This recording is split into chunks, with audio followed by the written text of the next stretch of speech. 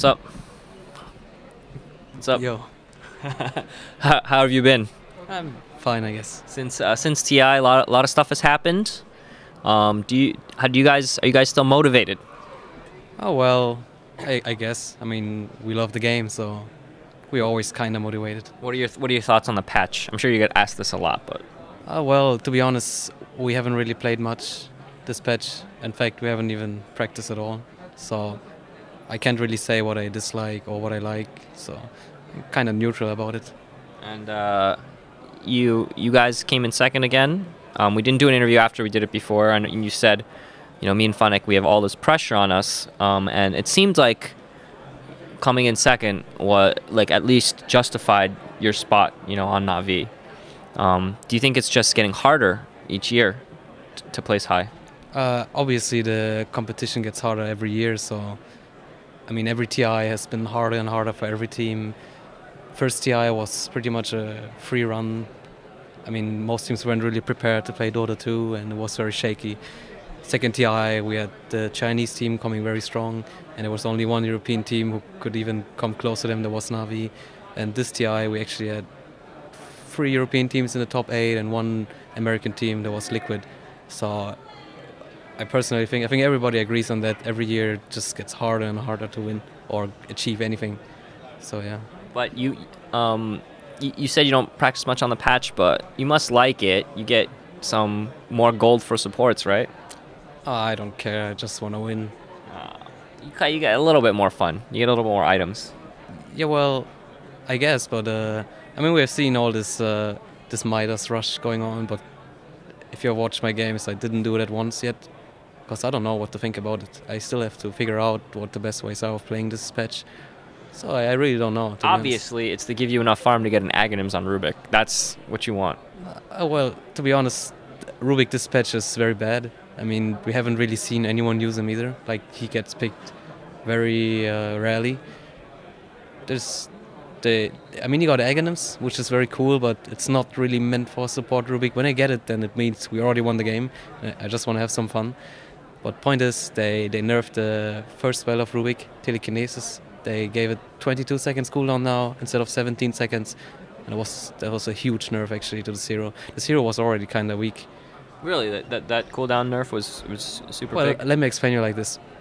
Right now, the supports we see in the patch are heroes who can not only initiate like Rubik. Rubik can do one thing only in the game. He's good in teamfights, and that's it. He's not good on lane. He has no spell to support his lane ability. I mean, he has one, not stun, but he has to pull, but he can't really harass because his stats are very bad. His nuke is very weak. It's high mana cost, low damage nuke, and it's always gonna push the lane. You can't really control the nuke. And compare that, for example, to Crystal Maiden. Crystal Maiden can go to woods if he wants to. Crystal Maiden always supports his team. Crystal Maiden can farm easily. I mean, one Frostbite is gonna kill any camp. Crystal Maiden is very strong on the lane. You can take any other support hero, like we see Windrunner, Wind Ranger being played as support. And same, she's strong on lane. She can do a lot of stuff. But Rubik can only do one thing. Again, he can only kill. He can't farm in woods. He, like I said, not the strongest on lane, and he needs a lot of items actually. So what they did is they even nerfed the only spell, which was very useful in ganking. Like when a gank starts, you put your first spell on the first hero Rubik initiates, right? He's gonna put his first spell on the hero, and I mean, come on, it's like you can do it once now. They're gonna start deeping in, and there's gonna be a second fight, and you don't have any spells. You have only the nuke and spells here. Not good. It's so sad. Your signature hero. Well, I mean, I don't know if it's my signature hero. It is. I don't care, I just play. Which support do you like playing the most these days? These days I like to play Wind Ranger. Wind Ranger? Yeah, I like Wind Ranger because, like I said, I can do a lot of stuff. And you're useful late game. Yeah, exactly. I'm useful late game, I'm useful mid game. I can get items for my team, I can get mech, I'm very strong on lane. And you can just throw the shackle, and when you get lucky sometimes, it looks like you're fucking genius. Exactly. I mean, you can change the whole outcome of the team fight with one shackle shot, pretty much. Yeah. What a crazy...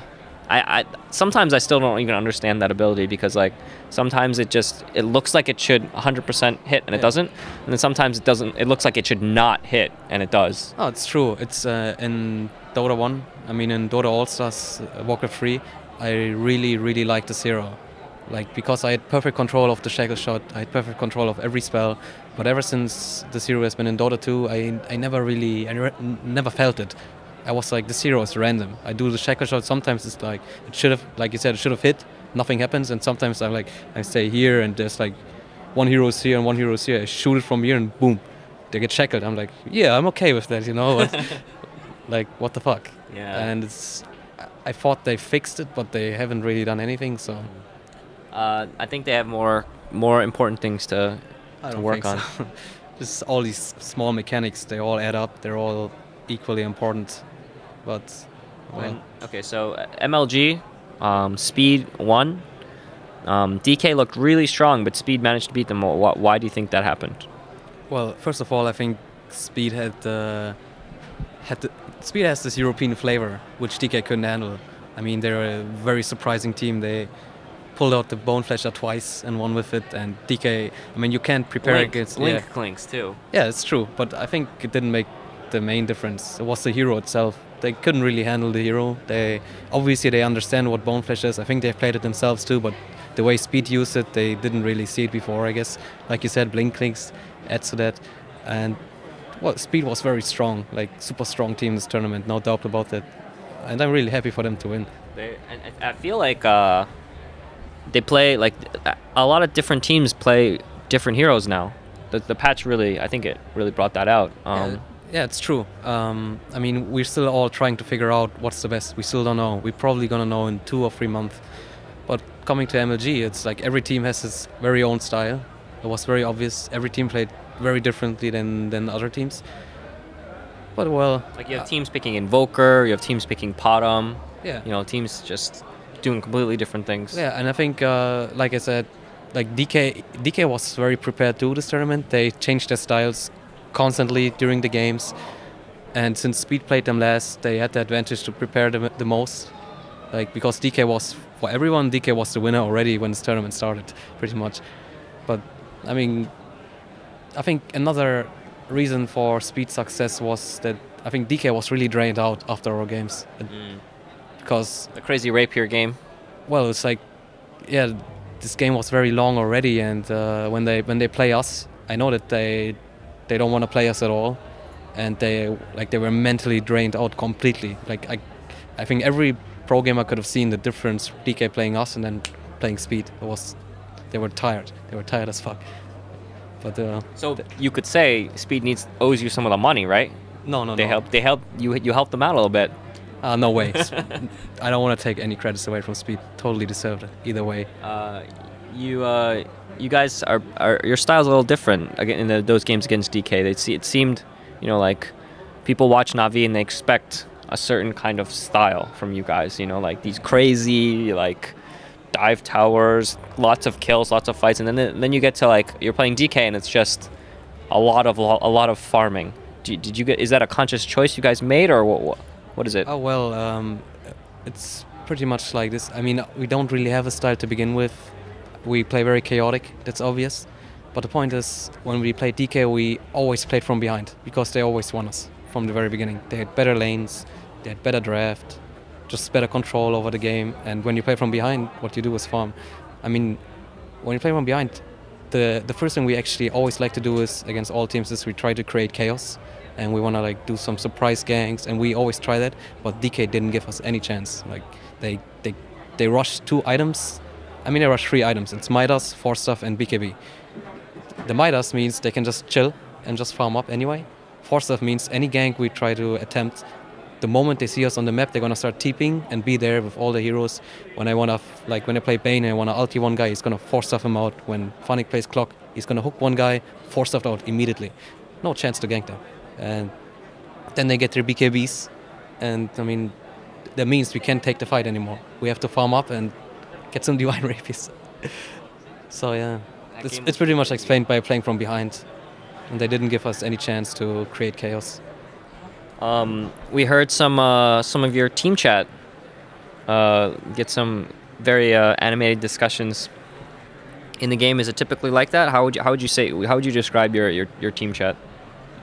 Oh well, I don't know. I think this event we didn't really had good communication, like we always do, and well, I don't know what to say, to be honest. It's usually we talk much more, but this event I think we didn't feel very comfortable playing MLG, so yeah. Do you think there's some kind of fatigue? I mean, in terms of like you guys in Alliance just playing constantly, you know, like always have to play the same teams over and over, and I really feel like being in the finals so many years in a row, doesn't it make all these other events seem kind of just, you know, whatever? Oh, definitely. I think people generally underestimate how even one official game drains you out mentally. I mean, if a team plays 3 games in a row, for example, every game, even though it doesn't look like this, the team plays worse. Maybe second game it looks like, wow, this team is playing better and totally stomped the other team. But the truth is, every game you play a little bit worse. It's small details, like you creep block a little bit worse, and you forget small mechanics in the game which you usually use, because it's very stressful to play the game. I mean, we have to use 100% of our brain power pretty much, and it keeps draining you out. And Alliance has been on the road, like they've been to Korea, then they went to MLG. Obviously they're already very tired. We've been in Tech Labs Russia before, then we had a very horrible trip to MLG. It was a 30 hours trip, so I think we weren't in our best condition, but I don't think it mattered anyway. So I mean, we should have lost, so it doesn't matter. Yeah, I mean, like, do you think some teams just have better stamina than others? Because that's speed gaming. Like, every single one of their games goes late. You know, they get Midases on multiple heroes. They're playing Clinks, and they're playing these heroes that like go super late in the game, and every single game's like that. Mentally, do you think they're just used to that, or what? No, I think they were mentally better prepared, and that's like one of the most important reasons in order to win a tournament. I think they were just ready to win. They were the winners of this tournament, even though people thought it's DK, and DK was actually also a winner in my opinion, but Speed was just better. This tournament goes to Speed. Seems like a pretty hard thing to do when you're playing like 8 games in one day sometimes. Not 8, but like, you know, 5 or 6 spaced out over 8 hours. Yeah. You know, Fluff said that Speed practices the most out of any team he knows, you know, like in terms of scrims. Maybe that helped a little bit, their stamina. They're able to just play. It helps a lot, actually. The 2 teams that met in the final, Speed and DK, were also the 2 teams that practiced the most, definitely. And the 3rd team, Sigma Int, practiced a lot too. So they're the top 3 of your MLG. And Sigma, what do you think about those guys? They kind of surprised everyone. No one ever thought that they would do that well, but they managed to do quite well. Why do you think that is? Oh, well, I'm not surprised, since I'm in contact with the German guys of Sigma, Fata and Pass. I'm very proud of them. I mean, I was enjoying it, because the semifinals, the top 4 teams, there were 3 Germans, including me. So I was just happy about it. I mean, they had a style which most teams didn't really understand. Like, they got their Vipers and Abaddons, and they didn't really care. They first pick Abaddon, and people are like, why do you pick this hero? Like, nobody touches him, right? Or Train Protector, but they just go with it and they just win games. Similar, like Speed picks Bone Fletcher, they don't care. They just win games. Yeah. So yeah. Make the other team kind of react to you rather than try and worry about what they're doing. Not necessarily. It's more like this. I do what I want, and I know I'm good at this. And if you want to stop me, come and try. Most of the time, you have like 1 chance. That's best of 1. That was the first group stage of MLG. 1 chance means 1 mistake, game over. Do you think the Chinese are gonna come more prepared for TI4?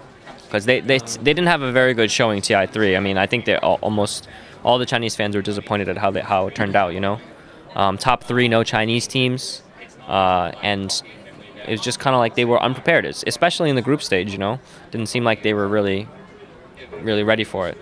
Oh, well, I personally think their show in TI3 was really good. I mean, of course, they didn't get top 3, and the mentality of a competitor is either you go top 3 or even top 1, or I'm not worth anything. Well, I mean, compared to last time, like TI2, it seemed like they were just dominant, you know? It's true, but, well, this year, as I've been told, and as I've been seeing, they had so much problems with their in their country with playing any games at all because of Ace. They had so much problems playing any leagues or tournaments, and we had the advantage. We Europeans and Americans, we constantly played leagues, and that's constant training pretty much. So it's like this. You see LGD in China right now, and do you really think they enjoy that time? They play maybe one game a week, and then they just practice. And I can tell you, people don't really enjoy practice. Practice is work. This game is work at this point. But if you play for something, even if you play just a group stage game in some random online tournament, you play for something. It's fun. But just playing practice means, well, you know. It's like nothing you do matters. Yeah. I mean, in the long run, it's like you think, okay, it's gonna matter for my team because we're gonna like be more prepared. But I mean, people always seek for getting satisfied, you know, instant satisfaction, or whatever you want to call it. And it's like you practice and you don't really see it. Like, okay, did we get better? Like, let's say you practice A versus B, and A just stomps B. And what is Team A gonna think? Like, are they gonna think like, yeah, we're better now? No, they're gonna think like, well, that was easy. Let's search for another opponent or whatever. So, well, as I said, TI3, sorry, the Chinese teams didn't really have a chance to test their strength up to TI. They only had the G League and G1 League were the both biggest tournaments, I think. That's too little. We had so many tournaments. We had many star letters. G League was G1 League Alliance went there too, and Liquid. I mean, for example, Liquid goes to G1 League, and I think they got last place. Yeah, I think they were either last or tied for second to last. They got one win. It was against IG. Exactly. At this moment, they gonna think, or people gonna think, well, Liquid sucks, right? Like, what the fuck? But fuck that. They went there, they got experience, they went to TI and got 8th place, which is a huge achievement, actually. In Dota, it's a huge achievement. So this experience they made in G1 League helped them so much to go this far in international. What experience did Chinese make? No experience at all. They went to, I mean, they played Alliance and they played us in Alienware Cup. They saw these teams are strong, but that's it. Like, they just had one chance to play us, they lost us, but they didn't really gain anything. I feel like they, especially like the Chinese seem like very good at preparing things. They're very good at farming. They're very good at mechanics. But like your Navi's style especially seems to kind of like really like mess with how they do things. To be honest, I mean, to add to what I said is actually they gained something. They gained some insight into Alliance and Navi, because what I thought is if Alliance wouldn't have went to G1 League and if we wouldn't have went to the Alienware Cup, I think Chinese would have placed last in TI. I don't think they would have done anything, because there was a little wake-up call for them. So there's that. Well, it still happened the way it did, and I think they'll be ready for TI4. I really feel like if it comes down to a TI4, definitely. Yeah, definitely. they're gonna approach it completely. Like DK approached this tournament much differently than how they approach other tournaments. They said, you know, we came to this tournament to learn. We want to learn how these European teams play, and we want to, it's not about winning, it's about practicing and learning it. I don't think they would have said that if it was this time last year. This time last year, it's like, we came here to win, Chinese best Dota on the planet. We're here to just dominate, Yeah. But the mentality really has changed. So, you guys have a match soon. You're playing against Liquid. I don't want to keep you too long, so let's. No, it's fine. I think I still got a lot of time. Okay. All right. Well, then I'm gonna ask you some questions. What do you do outside of Dota these days? Well, I study, so there's that. I might have asked you this before, but what do you study again? I study psychology now. Okay. I changed my major, so. In psychology. Yes. What you gonna get a real job after being a Dota pro? I don't care, The fact is, I mean, how secure is any job in your opinion? Nothing is secure in this life. Well, psychology, any kind of professor academic job is pretty secure if you get tenure.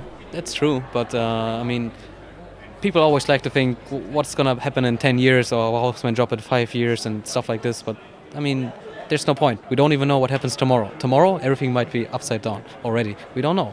I mean, we only know what's happening right now. I guess that's a good way of justifying. I mean, of course, it's smart to plan out your future and you can potentially see what's going to happen in future. There's a lot of truth in that, but realistically, anything can happen and anything can change. And I mean, while that's true, I really feel like, gaming-wise, obviously it's very good being on these top teams. Like it's just like a dream job almost. You're doing what you love. You're very good at it. But what advice would you give to people that, you know, aspiring Dota professional that maybe is not, you know, not even close to being onto like a team that could qualify for TI? Don't become pro gamer.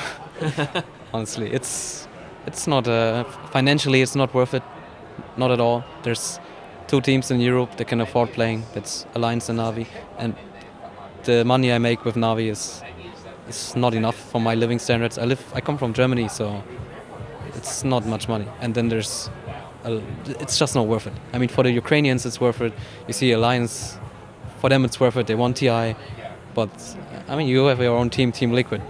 You know, these guys can't afford really living playing this game, and they're actually a top team.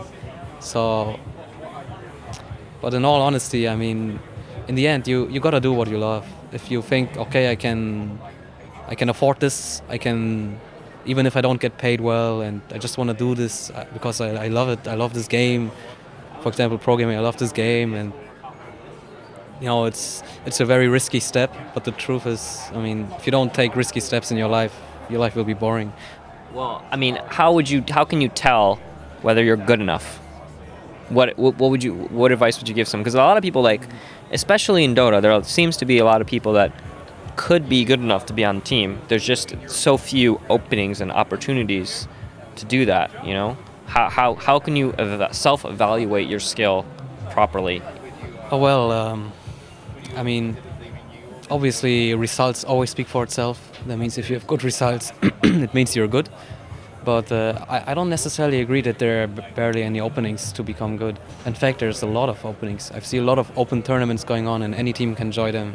And honestly, if you're good, people will always notice you. There's no chance that people won't see what you're doing. If people think, oh, I'm good and I don't get noticed, it's bullshit. People always see everything. And there's constantly roster changes. Every year you see roster changes. Who's EGM? Winner of TI3. I ask you today, 1 year ago, who's EGM? Yeah. Stuff like, who's Bulldog? Who's S4? Who are these guys? Ake? Oh yeah, some old schoolers, you know, they know him. So, okay, Loda has been pretty much known, to be fair, but that's one dude. When Alliance first formed as No Tidehunter, there were so many comments, like, Loda never will win anything. Yeah. I mean, but you see, people are always wrong. Only you yourself can be right at something if you prove it. I mean, like you said before, like when Funnick and I joined, like I said back then, people said, "What the fuck? This team won't do anything." No, we win every tournament pretty much. I mean, of course, we also lose a lot, but we won so much with Navi now.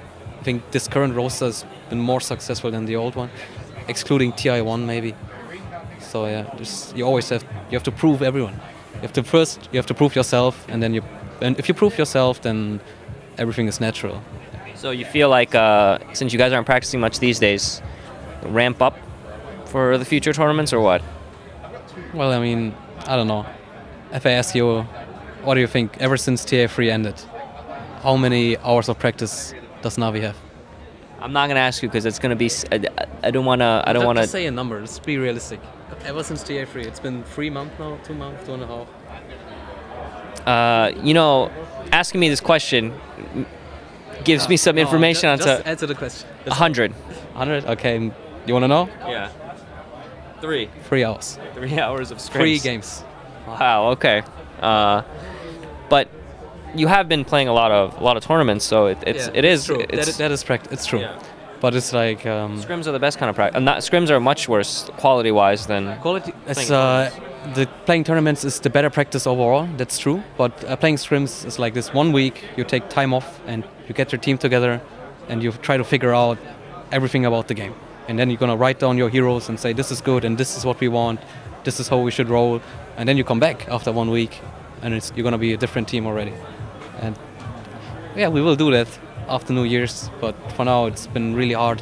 It's been hard for many teams to put time into practice since there are so many tournaments. I mean, right now like 2 teams in this tournament, Alliance and Navi, are on the 3rd LAN event in a row with no gaming, just traveling and playing a tournament.